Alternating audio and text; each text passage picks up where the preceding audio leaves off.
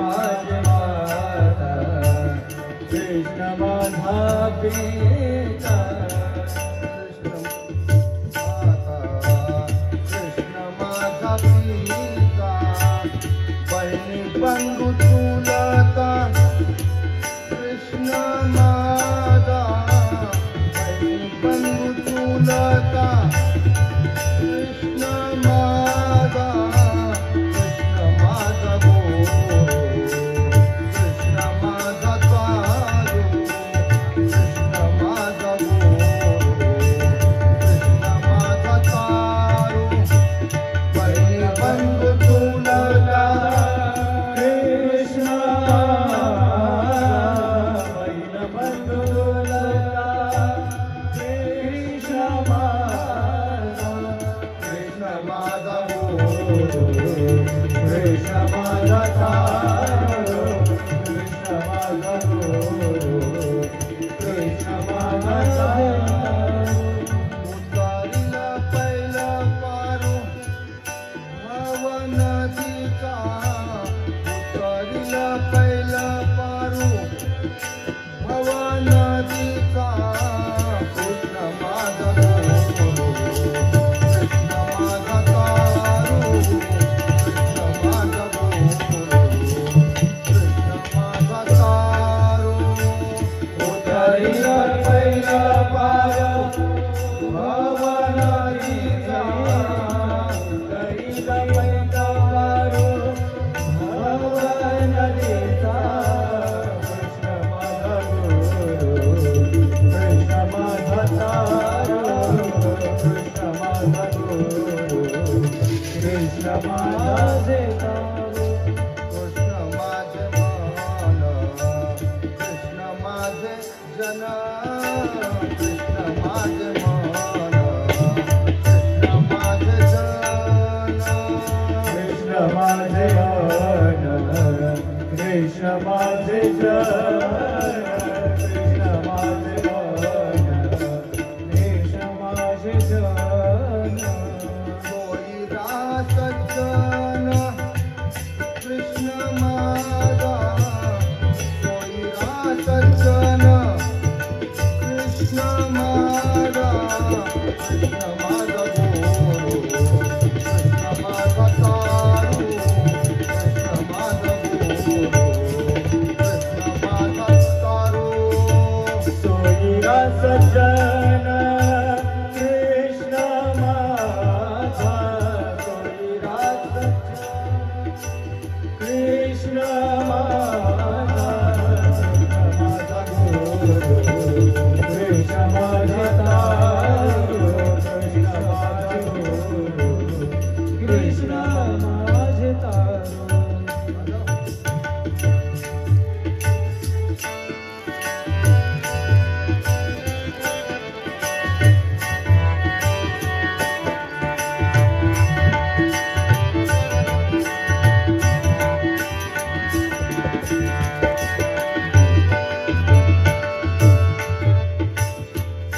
तुका म्हणे माझा श्रीकृष्ण विसावा तुका म्हणे माझा श्रीकृष्ण विसावा तुका म्हणे माझा श्रीकृष्ण विसावा तुका म्हणे माझा श्रीकृष्ण विसावा वाटेन करावा परता जीवा वाटेन करावा परता जीवा वाटेन करावा परता जीवा वाटेन करावा परता जीवा वाटेन करावा परता जीवा कृष्ण माझा गुरु कृष्ण माझा तारू कृष्ण माझा गुरु कृष्ण माझा तारू उतारिला पहिला पारू भाव नदीचा उतारिला पहिला पारू भाव नदीचा कृष्ण माझा गुरु कृष्ण माझे तारू कृष्ण माझा गुरु कृष्ण माझे तारू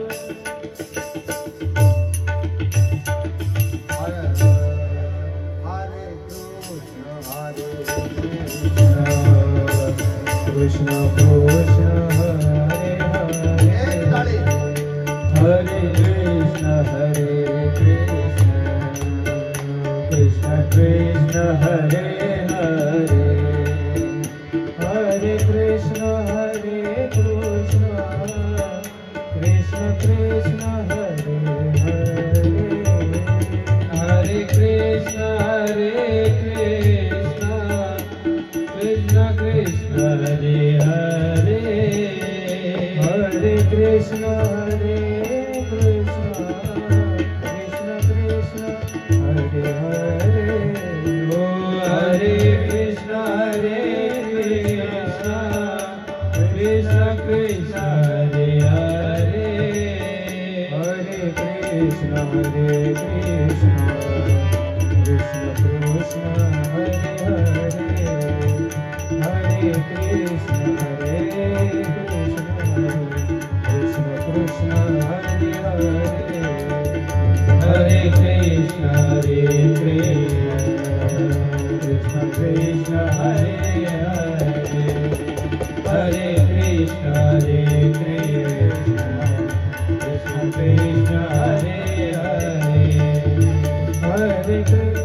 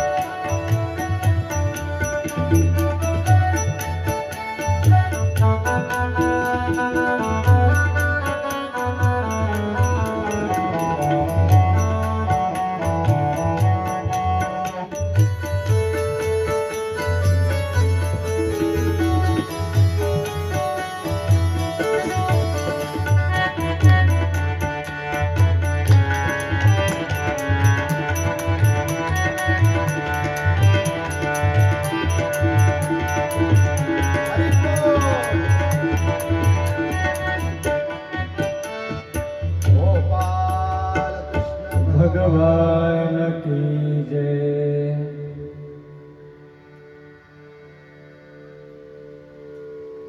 भूमि द्रुप्त नृपव्याज दैत्यानी कशाताया आक्रांता भूमि भारेन ब्राह्मणां शरणं ययो। संत श्रेष्ठ ज्ञानेश्वर माऊली, जगद्वंद्य जगद्गुरु श्री तुकोबराय आणि महाराष्ट्राचा आराध्य दैवत छत्रपती शिवाजी महाराज आणि त्याचप्रमाणे आपल्या सर्वांचं सुखनिदान श्री सद्गुरु गजानन महाराज, आपल्या आपल्या सर्व सद्गुरूंना आणि माता पित्यांना मी कोटी कोटी वंदन करतो। पुष्पमाऊली बस काय सुरू केलं? पंगत आताच वाढायची का? अजून सुरुवात? अरे असू दे ना, ठेवून देते सगळं जागच्या जागेवर ठेवा। खाय प्यायचं पहिलं, तुझी सुरुवातच नाही ना, सगळं जागच्या जागेवर ठेवा, काय कुठं पळून जात नाही, बस ठेवा।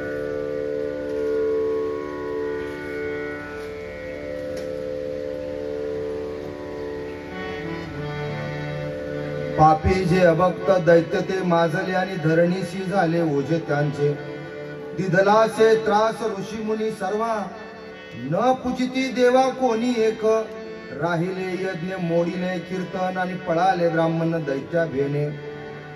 वत्सरूपी पृथ्वी ब्रह्मयापाशी जाय आणि नेत्री वाय तोय सांगत असे।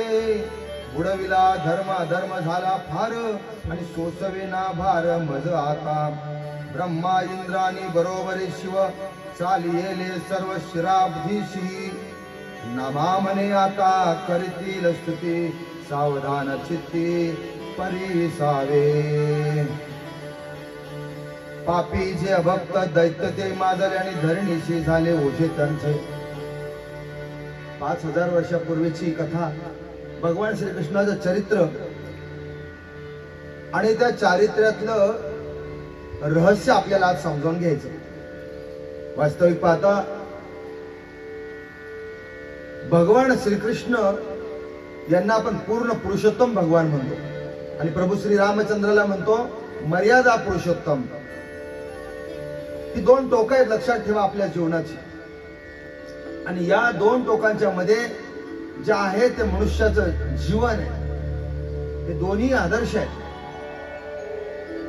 दोन्ही आपल्यासाठी आदर्श आहेत. परंतु भगवान श्रीकृष्णाच्या बाबतीत जर तुम्ही मला विचाराल तर मी तुम्हाला सांगेन की या हिंदुस्थानचे 3 दैवत आहेत, ज्याला आपण आराध्य दैवत म्हणू. प्रामुख्याने या 3 दैवतांची जर आपण उपासना केली, उपासना म्हणजे प्रथमतः या 3 दैवतांना आपण समजावून घेतलं, त्या 3 दैवतांना समजावून घेऊन त्यांच्याबद्दलचा जर आपण अभ्यास केला, त्यांचं चिंतन केलं, मनन केलं, त्या 3 दैवतांच्या चरित्राचं पारायण केलं, तर मला असं वाटतं की आपलं हे हिंदुस्थान राष्ट्र जगाच्या पुढे जायला वेळ लागणार नाही, सर्वार्थानं जगाच्या पुढे जाईल. आजही आपण पुढेच आहोत, आज आपण पाठीमागं नाही आहोत, पण हे बोलण्याचं झालं. जर कर्तृत्वानं आपल्याला पुढे जायचं असेल तर ही 3 दैवत आपण समजावून घेतली पाहिजेत. आणि आता पहिलं दैवत म्हणजे भगवान श्रीकृष्ण आहे.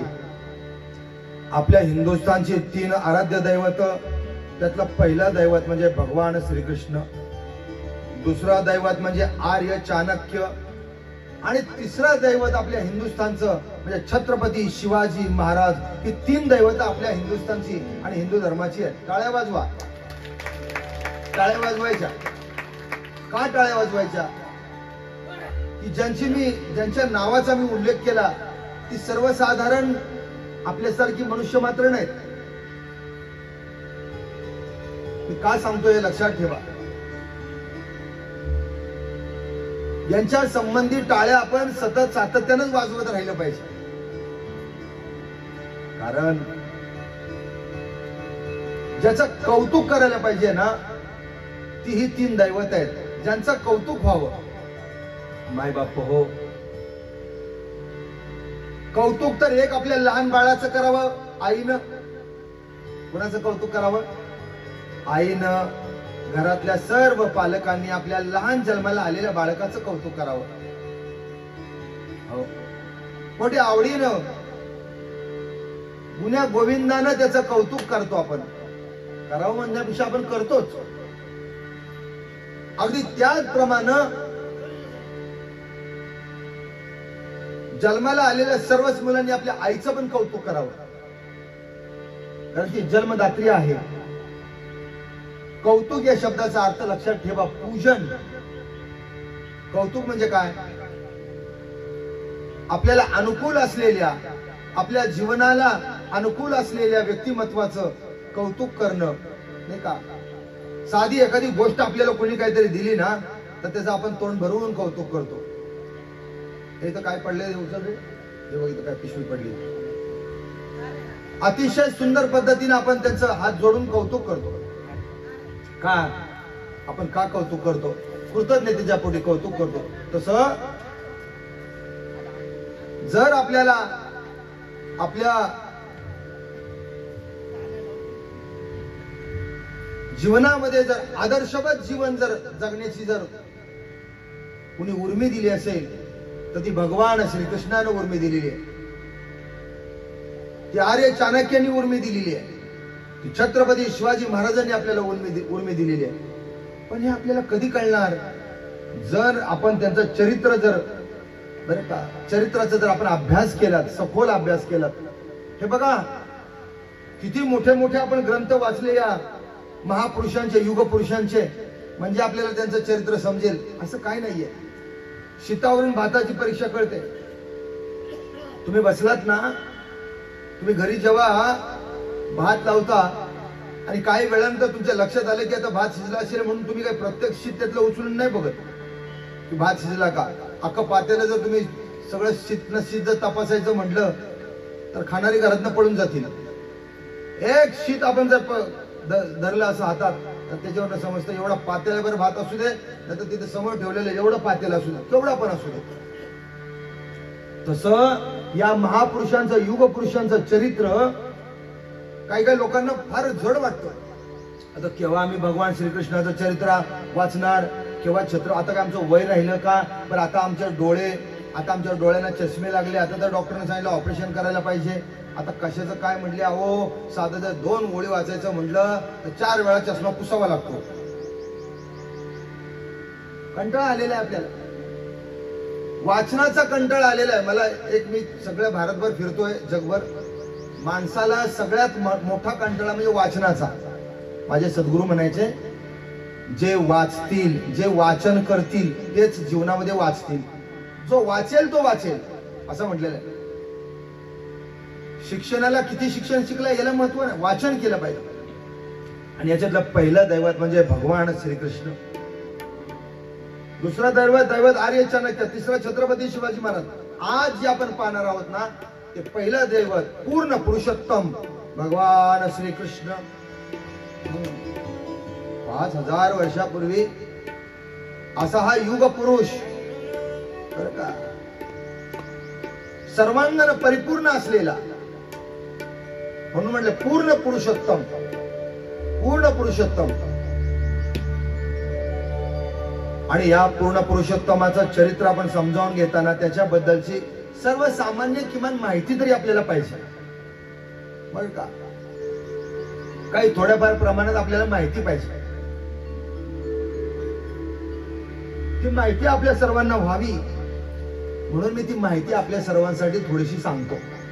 बघा, पूर्ण पुरुषोत्तम भगवान श्रीकृष्णाचा जन्म 5252 वर्षापूर्वी झाला. कानावर जाऊ देत, लक्षात राहिलं तर चांगली गोष्ट आहे. 5252 काय अवघड आहे? त्यांचा जन्म होऊन 5252 वर्ष झाले.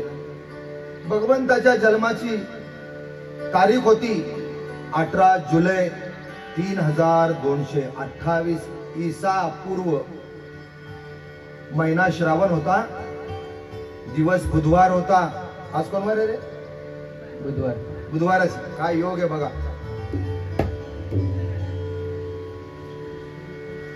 सोमवारी देवाला जातात, मंगळवारी देवाला जातात, गुरुवारी देवाला जातात, शुक्रवारी देवाला जातात, शनिवारी, पण बुधवारी कोण कुठल्या देवाला जात नाही का? तर तो वारच ज्याच्या जन्माचा आहे की तो सगळ्या देवांचा देव आहे, पूर्ण पुरुषोत्तम आहे, तो बुधवार.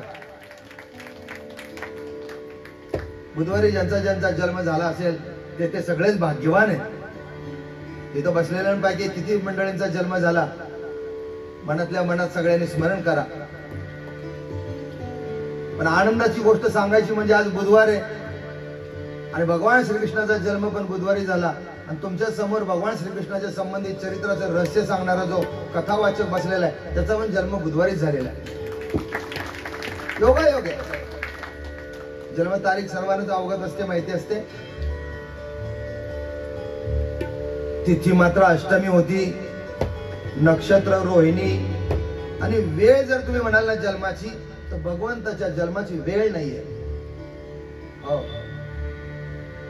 0000 ही वेळ. भगवान कृष्णाचं आयुष्यमान मी कालच सांगितलं 125 वर्ष 8 महिने आणि 7 दिवस होतं. भगवान श्रीकृष्णाला आयुष्यमान किती मिळालं? 125 वर्ष 8 महिने आणि 7 दिवस. जर भगवान श्रीकृष्णाला 125 वर्ष आयुष्य मिळतं तर तुम्ही आम्ही काय पाप केले हो? आणि भगवान श्रीकृष्णानं देह सोडला.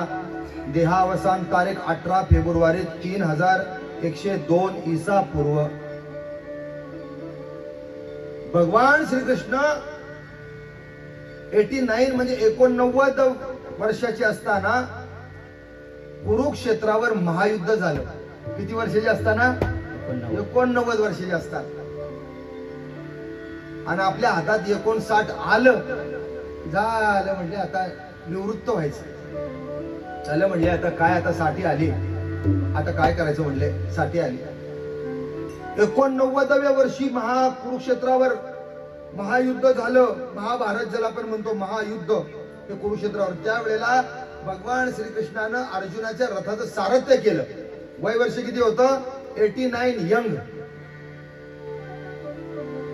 काही काही लोक मला वय सांगतात 52 ओल्ड. का रे बाबा म्हटलं 45 ओल्ड, 65 ओल्ड. मी म्हटलं जरा ओल्ड काढ ना बाजूला, यंग म्हण. काय बिघडलं? ओल्डच्या जावर यंग म्हण. तसं 89व्या वर्षी अर्जुनाच्या रथाचं सारथ्य केलेले भगवान श्रीकृष्ण कुरुक्षेत्राच्या महायुद्धानंतर सुद्धा 36 वर्ष राहिले आणि कुरुक्षेत्राचं महायुद्ध झाल्यानंतर 36 वर्षानंतर देह सोडला. सगळे गेले होते तोपर्यंत, सगळे. भगवान श्रीकृष्ण निवांत होते. सगळ्यांच्या नंतर त्यांनी निवांत. बरं का, मी माझ्या कथेमध्ये मी त्यांच्या